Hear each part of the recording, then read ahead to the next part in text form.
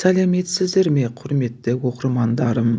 Менің арнама тіркелмеген болсаңыз тіркеліп, лайк басып қолдап кетіңіздер. Әкем мені ескі көлікке айырбастап жіберді.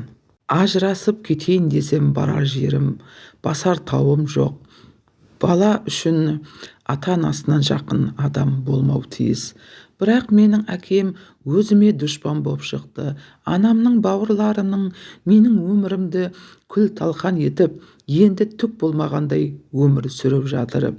Кейде сондай адамды Құдай неге көрмей қалады деп өкпемді айтып аламын. Жаман адамдарды көтере беретін жерде жомарт екен дейді.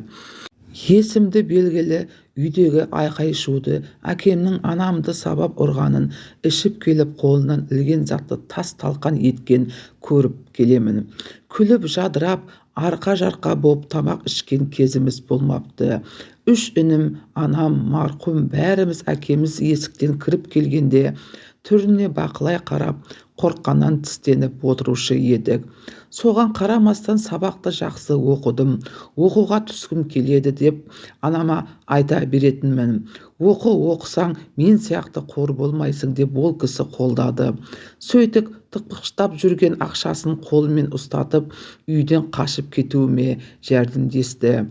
Өз күшіммен педагогикалық университетті бастауыш сыныбына бойынша бітіріп шықтым.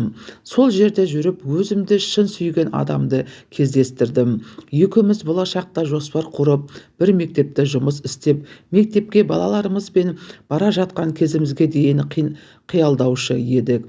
Оның үйленбеген өзінен үлкен ағасы болды. Диплом алған жылы екеуміз қосыла алмадық.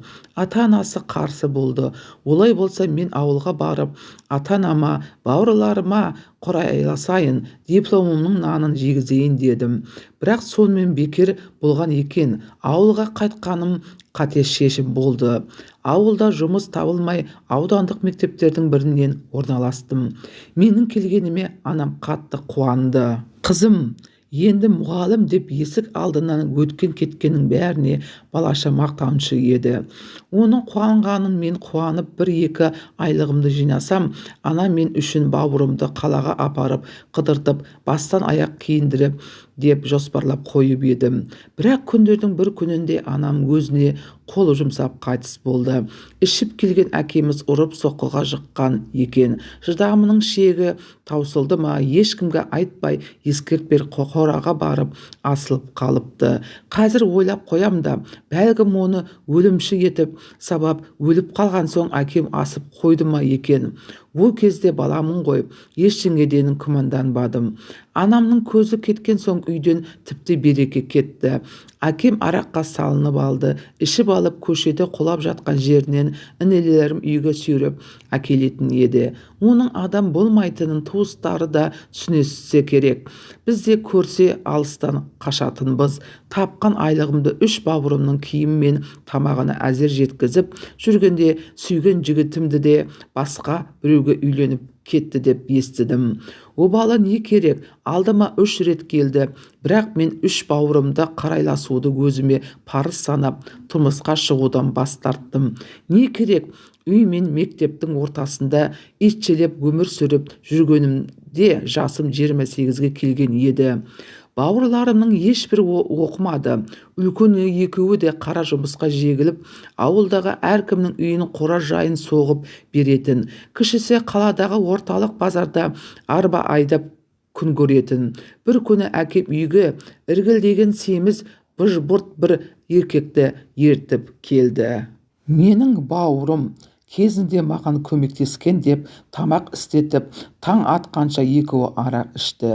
Сөзінен түсінгенім, басына іс түсіп түрмеде отырып келген екен. Шыққанда әйелі мен бала-шағасы нағашыларына көшіп кетіп, бұны жоғалтпай қойыпты. Үйім бар, енді маған қатын керек деп сыңқылдап жылады. Bir уақытта табамыз, бауырым, табамыз. Мен тұрғанда ештеңені уайымдама деп әкем оны жұбатып, таңға дейін миымды жеп қойған еді. Күндердің бір күнінде әкем мені сол бұж-бұрт семізге қинап зорлап қосып жіберді. Қалың малға деп әлгі еркек әкеме мініп жүрген ескі көлігін кілтін ұстатты.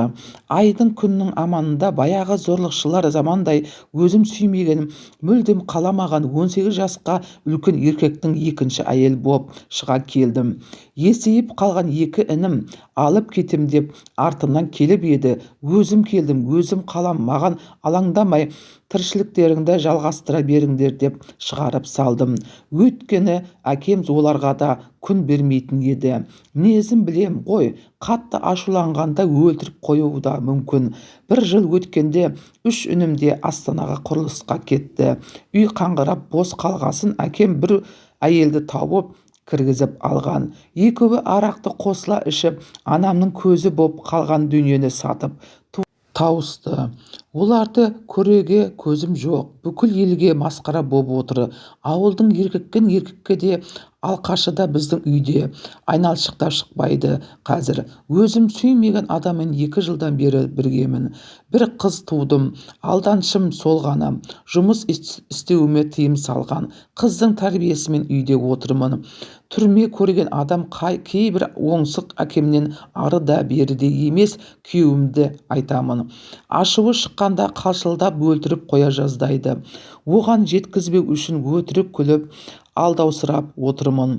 Реті келсе ажырашып кететін бойым бар, бірақ амалын табар емеспін. Ажырасқанды қайда барып тұрам, кіммен қорған табам. Адам өз тағдырын біреудің мәжбүрлегенін міндеттегендей қарап құрмауы керек екен. Сол кезде әкем мені өлтіріп тастаса да бұл жібектің қолтығынан кетпеуім керек еді. Інелерімнің амандығын ойлап өзім келдім демегенде бір басқаша болар ма еді деп өзімде ойланамын. Өзімде емес, бауырларымды ойлағаным қателік болды. О баста ештеңеге қарамай сүйген жігітіммен кетуім керек еді. Бауырым деп солар үшін бақыттымын, бас тартып едім. Қазір олар мені ойлап тым құрыса аптасына бір хабарласпайды. Тағдыр оларды да тасбауыр етіп жіберді-ау. Міне, құрметті оқырмандарым, тіркелмеген болсаңыз тіркеліп, лайк басып қолдап кетіңіздерші.